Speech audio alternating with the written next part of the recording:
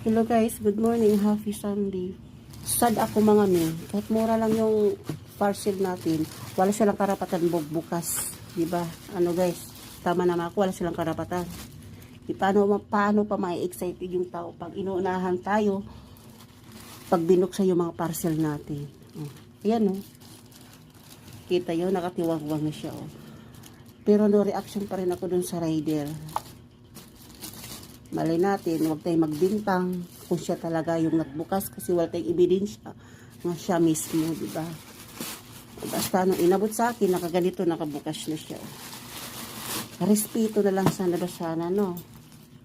Kung hindi naman sa inyo yung parcel, wala kayong karapatan magbukas.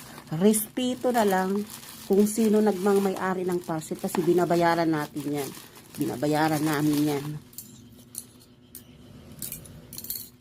Aray ko. Pakita ko sa inyo yung laman.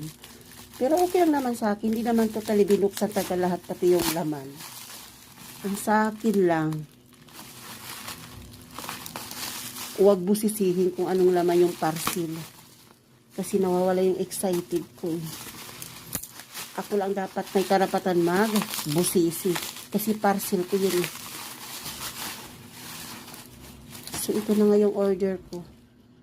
Sobrang bango niya mga mi.